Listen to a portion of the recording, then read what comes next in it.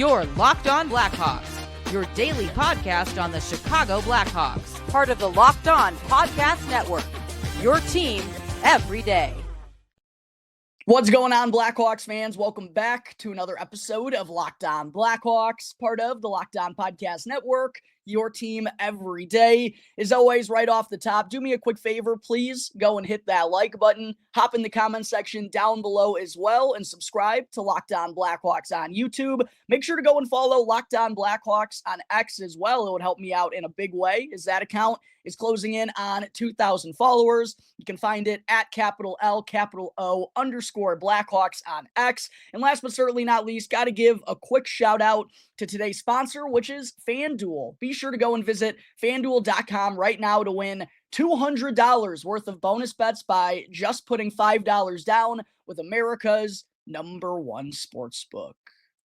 All right, happy Thursday, everyone. Again, thank you all for joining me on another episode of Locked On Blackhawks, your one-stop shop for all things Chicago Blackhawks. Blackhawks look to right the ship here this evening as they're back at the United Center for the second consecutive game in hopes of snapping their 5-game losing skid as they take on the Los Angeles Kings. And this is the third and final meeting between these two teams this season, and they actually met not all that long ago, back on March 3rd, with the Blackhawks coming away with a win by a final score of 5-1. Probably should have double-checked this before coming onto the episode, but I do believe that was Spencer Knight's debut with the Blackhawks, in which he stopped 41 of the 42 shots that he faced, I believe. And then the Blackhawks also took down the Kings 4-3 in LA in the first meeting of the year, way back on November 2nd. So some pretty good vibes for the Hawks against the Kings here this season, and they're actually going for the season sweep here tonight on home ice. LA, though, undoubtedly has much more to play for this evening than the Blackhawks do, as they currently hold the third spot in the Pacific Division standings, 3 points back of the Edmonton Oilers for that second spot, and 5 points back of the Vegas Golden Knights for the top seed in the Pacific Division. And they do have at least one game in hand against both of those squads. So a real primetime opportunity for the Kings tonight against, like I mentioned, a struggling Blackhawks bunch that's lost each of their last 5 games. Opportunity for the Kings to take advantage of a favorable matchup for them and chisel their way a little bit closer to the top of the Pacific Division, and also an opportunity for them to extend their cushion in terms of their gap between the Vancouver Canucks, who currently hold the final playoff spot in the Western Conference. Los Angeles currently has a 6-point cushion over them. So definitely got to expect a good jump from this Kings team tonight, as I'm sure they know they haven't bested this lowly Blackhawks team so far this season. And also, like I said, they're in the middle of a 5-game losing streak. But diving into the Blackhawks projected lineup for this game tonight, as usual, I'm recording this prior to the morning skate, but the Blackhawks did hold a practice session at Fifth Third Arena yesterday. Originally believed it was scheduled to be an off day, but with the pretty pathetic final 40 minutes against the Seattle Kraken in their last time out, Anders Sorensen elected to go with a little hard practice for the boys. And they also, as I talked about yesterday, dove into some of the film to try to dissect what's going wrong on the defensive side of things. I got to say, though, Blackhawks fans, I am reaching my boiling point here, if you will, because how Anders Sorensen has handled the top line all year long, and even going back to Luke Richardson when he was still the head coach before getting fired, the handling of Connor Bedard in the top line this year it's been a crime, Blackhawks fans. And to see Sorensen, yes, I know the team just got blitzed 6-2 against Seattle in their last time out, but this top line was not the issue with that. I don't understand why the top line is getting tinkered with again by Anders Sorensen, and why Ryan Donato is not back up there with Connor Bedard. I do not understand it whatsoever, Blackhawks fans, as the top line in practice yesterday was Jason Dickinson on the left wing with Frank Nazar at the center ice position, Connor Bedard on the right wing. That I do like. I think it's a smart idea to give Connor Bedard opportunities on the wing just so he can have that versatility. And who knows, maybe he does wind up being a wing for the Blackhawks. And I know that would make some fans disappointed, but ultimately we just need Connor Bedard to be a stud impact player. It doesn't really matter if he's going to be a center iceman or a wing, because the Blackhawks do have a deep prospect pool in terms of centers, and you also know they're going to have tons of money to spend in free agency to bring in a center should they need to as well. So really, they just need Connor Bedard to be an impact player, but it's hard for him to do that when his best offensive weapon alongside him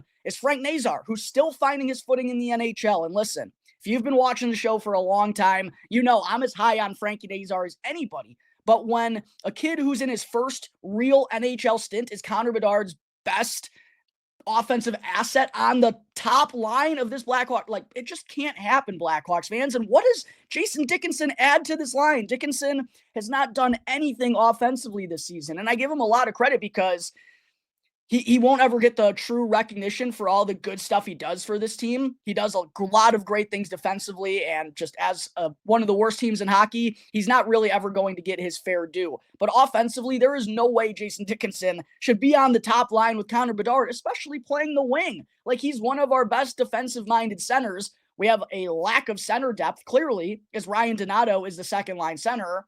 Might not even be a true center. Nick Foligno's our third-line center. He's not a true center. We have Lucas Reichel playing the fourth-line center spot. We know he's not a true center. So to take Dickinson away from the center ice position and to also move him on the top line with Connor Bedard, where he really doesn't add anything offensively, maybe this was a strategy done by Anders Sorensen to help out defensively against one of the Kings' top line in this matchup. But still, to me, it is an absolute disservice to Connor Bedard and also Frank Nazar to not have one of Teuvo Teravainen, Ryan Donato, or Ilya Mikheyev up on that top line with them. And that's actually the second line that Sorensen is going to be rolling with tonight, Teravainen, Donato, and Mikheyev. And I understand that trio has been really effective, but guess what? We're still losing hockey games, and I don't want to say stunting Connor Bedard's development, but we're not giving him the help that he really should be receiving. I do not understand how you don't have one of Teuvo, Donato, or Mikheyev, who have been the most effective players offensively for this team in the second half. How do you have one of them with Connor Bedard? To me, it doesn't make any sense whatsoever, Blackhawks fans.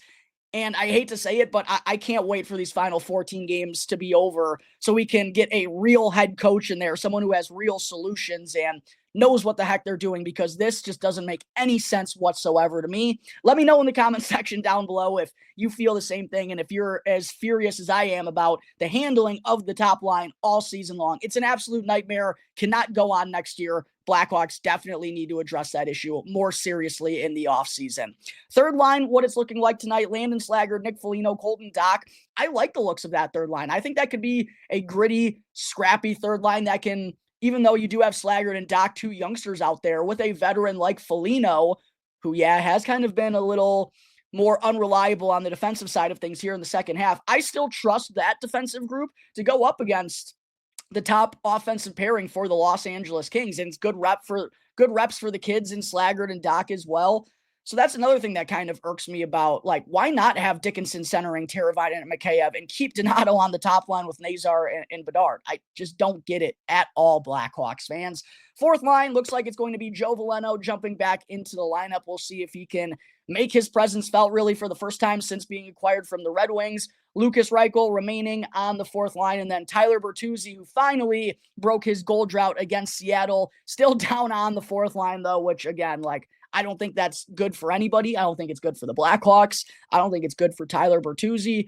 And the fact that Jason Dickinson is up there instead of Bertuzzi, I know what Bertuzzi has gone through. It still doesn't make any sense for the Blackhawks at this point in time. Pat Maroon, Philip Kurashev appear to be the two odd men out in the forward group here this evening. Defensively, it looks like the pairings are going to be mixed up tonight as well. This part doesn't really make me angry, Blackhawks fans, considering how the defense has gone about things the last two games. I understand mixing up the defensive pairings. Don't understand mixing up the top line. Alex Vlasic and Wyatt Kaiser look like they're going to be skating as the top pairing with Kaiser on his offside. Vlasic had been with Levshinov over the last few games, and I do think they did some good things well in the opening 20 minutes against Seattle. That pairing was dynamite, but Vlasic didn't have his strongest game ever. I do think you want to give him a little bit more support, and also playing Levshinov over 20 minutes a game, I don't think is the smartest way to go about things in his first NHL stint. So I really like Kaiser jumping up. He's been awesome in my opinion, and I love the way that he plays the game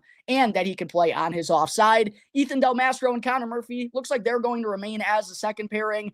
Alec Martinez, Artem Levshinov, that's a third pairing I really like. A veteran in Alec Martinez who's been there, done that, blocks a ton of shots, reliable defensive player. I think that's a sturdy spot for Artem Levshinov where, again, he's not going to be thrown into having to play 20 minutes a night. You can be a little bit more choosy with his opportunities out there on the ice and focus on putting him in good offensive, comfortable positions for a 19-year-old kid. Looks like TJ Brody and Louis Crevier going to be the healthy scratches on defense. Once again, no confirmation as to who's going to get the start in between the pipes, but I would assume Spencer Knight, considering how well he played against the Kings earlier on this month, although Arvid Soderblom wouldn't be totally surprised to see him go, considering Knight didn't have the best game on Tuesday against the Seattle Kraken. We'll see. I expect it to be Spencer Knight, but like I said, could go either way. But there is everything to know before the Blackhawks take on the Los Angeles Kings at 7:30 p.m. Central Time at the United Center this evening, hoping to snap their 5-game losing skid and pick up a season sweep against the Los Angeles Kings. Coming up in just a moment here, Blackhawks fans, I'll dive into the Hawks stat leaders with 14 games to go in the season.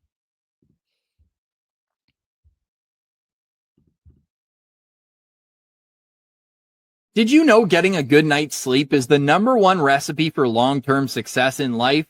I didn't. It took me way longer to realize than I'd like to admit. It was years of tossing and turning. I was always tired. I never felt like I could live up to my potential, but not anymore. Thanks to Bear Mattress. I used their sleep quiz and I matched with the Elite Hybrid. It's perfect for side sleepers like me. Now I wake up energized. I'm getting deeper sleeps and I'm ready to attack the day. No matter how you sleep, Bear Mattress has a match for you with a focus on recovery, cooling, and pressure relief to upgrade your sleep and improve your overall quality of life.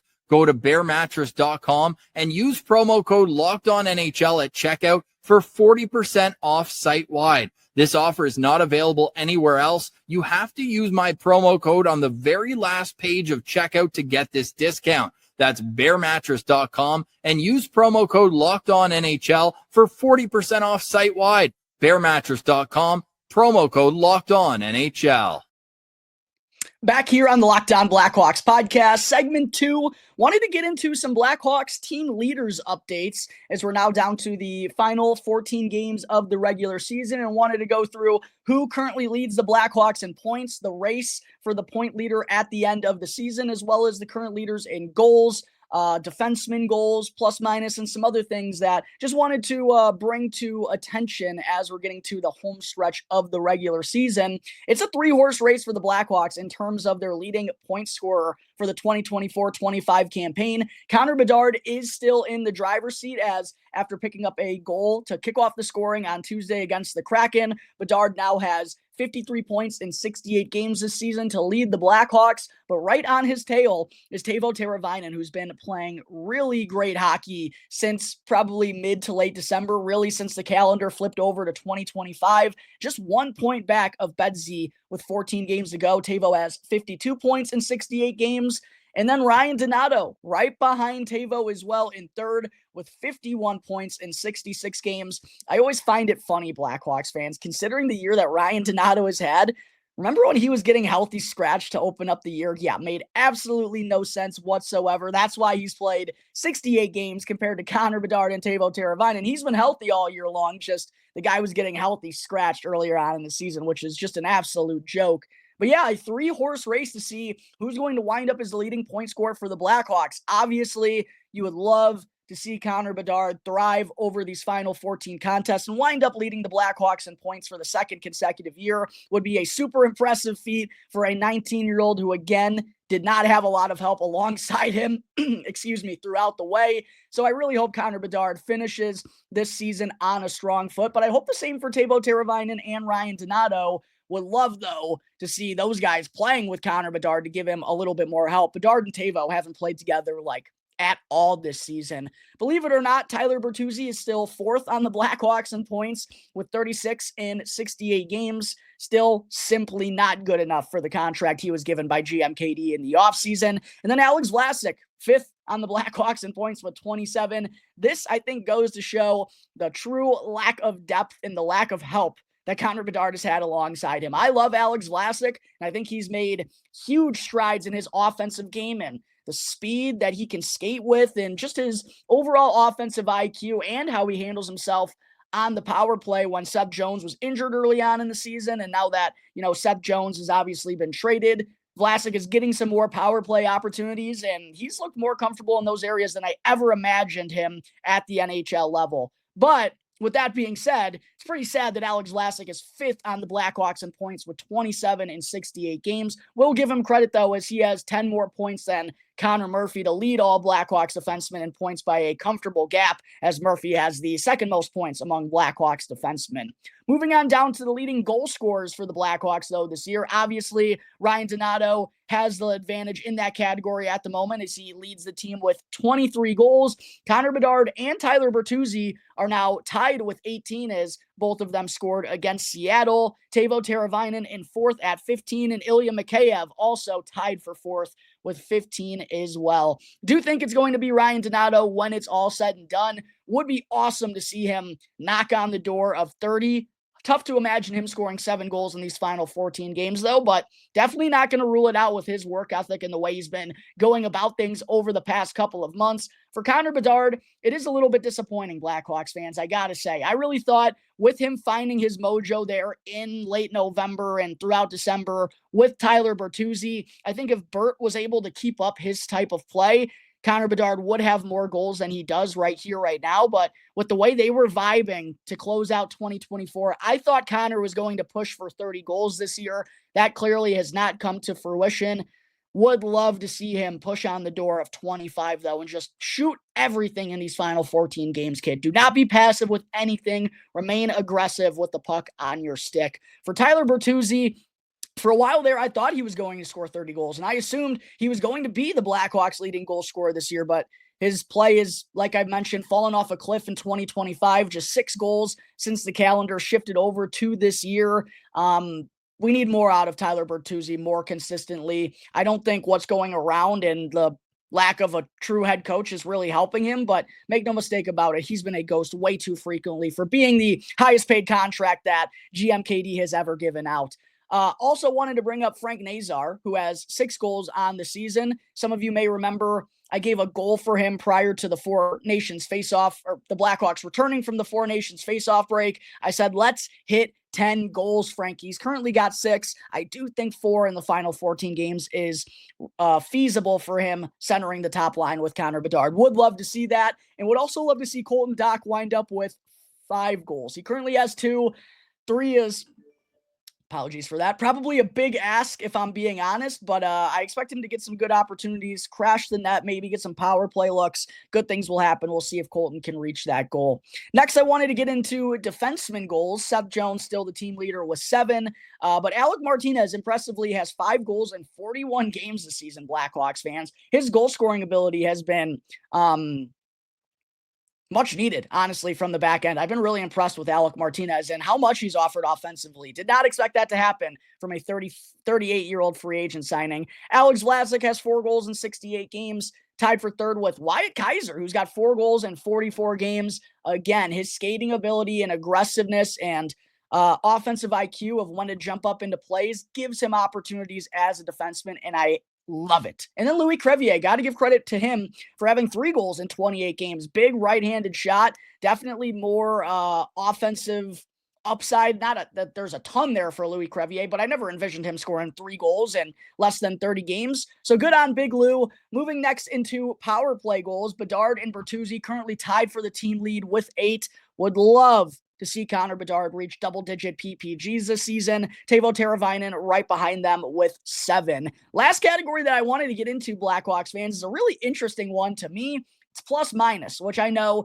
is not the most depictive or accurate stat to truly tell you how a player has fared throughout the course of the season. However, the outliers do sometimes tell you things compared to the rest of the team. And the Blackhawks got a couple outliers in the plus-minus category of the season. No more so than Ilya Mikheyev, who's a +1 on this Blackhawks team in 66 games. Super, super impressive. I think outside of Ryan Donato, he's been the most effective and most consistent two-way player on the Blackhawks this season. huge hat tip to Ilya Mikheyev, who also plays with great pace that is much needed for this Blackhawks forward group. Wyatt Kaiser has had some of the best analytics on the Blackhawks all year. It was something I always talked about whenever he would get sent down, that he wasn't getting the true opportunity that he deserved. He's been getting that here in the second half, and I've thought he's thrived. And he's got an even plus-minus through 44 games, which I think is super noteworthy.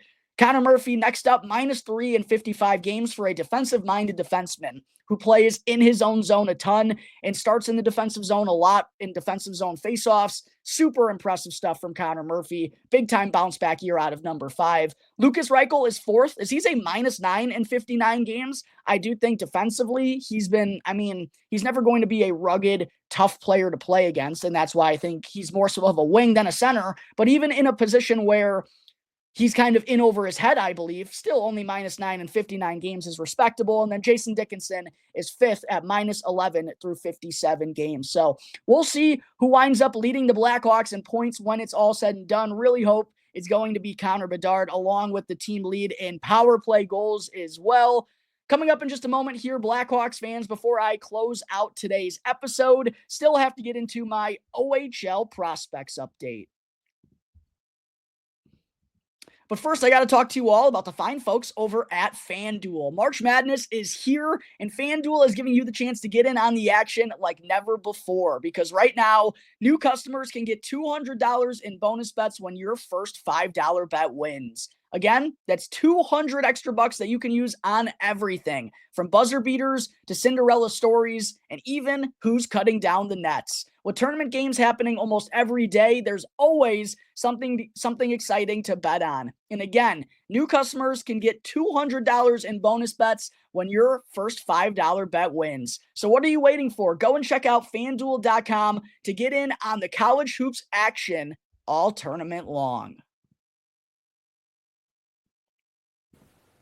The NCAA tournament is here, and so is the Bracket Breakdown. Locked On Podcast Network and Amazon Fire TV channels are teaming up to deliver NCAA tournament coverage like never before. Watch studio shows featuring former players and Locked On's local experts as they guide you through every upset, buzzer beater, and bracket matchup. Stream it all for free on Amazon Fire TV channel. Search Bracket Breakdown to see it all for free. It's your team every day. Back here on the Locked On Blackhawks podcast, part of the Locked On Podcast Network, your team every day. Forgot to take off the FanDuel overlay. Just wanted to say thank you to everyone for making Locked On Blackhawks your very first listen here to start off your Thursday. For your second listen, make sure to go and check out the Locked On NHL podcast, bringing you the daily league-wide stories that matter down the stretch of the regular season with the local coverage you love from Locked On. And you can easily find Locked On NHL right now on YouTube or wherever you may be listening to your podcasts. Segment 3, time for me to get into my OHL Blackhawks prospects update. And yesterday I covered the Blackhawks NCAA prospects along with Sam Rinzel being named Big Ten Defensive Player of the Year. Make sure to go and check out that episode if you haven't done so already. And again, a reminder, every segment is always time-coded down in the description, so you can easily skip to whatever point you want to in any single episode. But as far as my Blackhawks OHL prospects update, gotta start with none other than Nick Lardis, who now has 71 goals and 115 points in 63 games this season, still leads the league in goals by a hefty margin, 12-goal advantage over second place, who is Michael Misa, who maybe could be a future teammate of Nick Lardis one day down the road, but a comfortable gap for Nick Lardis in the leading goal scorer in the OHL with 71. Misa has 59, and also Lardis is still 4th in the OHL in points so far.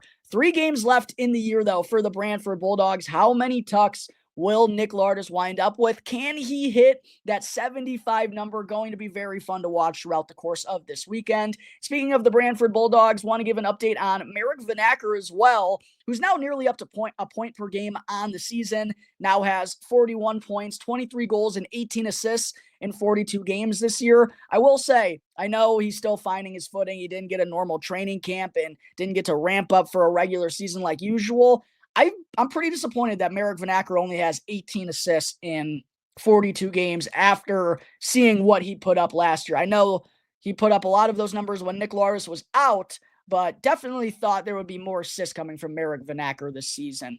Next, we move to Jack Pridham of the Kitchener Rangers, who just keeps on producing, baby, with 51 points, 26 goals, 25 assists. Very good, dynamic offensive player in 47 games. Currently 5th on the Kitchener Rangers in points, despite joining on with the team late in the season. Most of his teammates have played 20 more games than he has. Next, we go over to Martin Misiak and the Erie Otters. Misiak almost up to a point per game this year as well. So he's got 22 goals and 33 assists for 55 points in 57 games. Currently good for 4th on the Otters in scoring. AJ Spellacy of the Windsor Spitfires. Again, whenever I talk about him, I do bring up his offensive numbers, but I make sure to preface that's never truly like what his bread and butter is going to be. The offensive side of his game is just always going to be an added bonus, but he does have 35 points, 17 goals, and 18 assists in 60 games this year. And I do believe AJ Spellacy just recently had a 2-game suspension in the OHL, but quite honestly,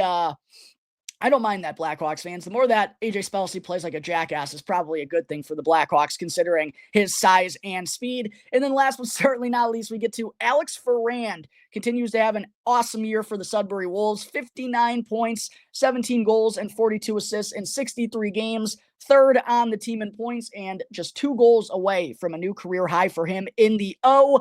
Taking a quick look at the current OHL standings in the Eastern Conference. It's the Brantford Bulldogs conference to lose. They currently have a 3-point lead for the number 1 seed with 3 games left in the season. We'll see if they'll be able to hang on and earn that top spot in the East.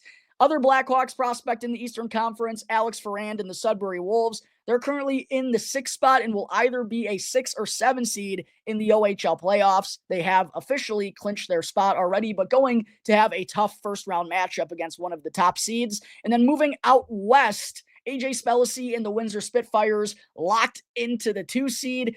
Jack Pridham and the Kitchener Rangers, I believe, are locked into the 3 seed. The London Knights, the top team in the OHL, have already clinched the conference. And then we go to the Erie Otters, currently in the 5 spot. They're either going to be the 4th or 5th seed, but based on the points discrepancy right now, looks more likely that they're going to be the 5 seed. But all Blackhawks players in the OHL, Blackhawks prospects, I should say, in the OHL are going to be taking part in the OHL playoffs. Who they're going to be playing, the playoff brackets, I'll be covering that right here on Locked On Blackhawks. Another good reason for you to hit that subscribe button. But that's going to take care of today's episode of Locked On Blackhawks. As always, thank you all again for joining me on the show. Be sure to go and follow Locked On Blackhawks for free right now, wherever you may be listening to your podcast, and to go and subscribe to Locked On Blackhawks on YouTube. Give Locked On Blackhawks a follow on X as well, would be a great favor to me. You can find it at capital L, capital O _ Blackhawks. And if you want to check out my personal account, you can find me at Jack Bushman too. Until tomorrow's episode, everyone, have a great rest of your Thursdays. I'll see you next time on the Locked On Blackhawks podcast, part of the Locked On Podcast Network, your team every day.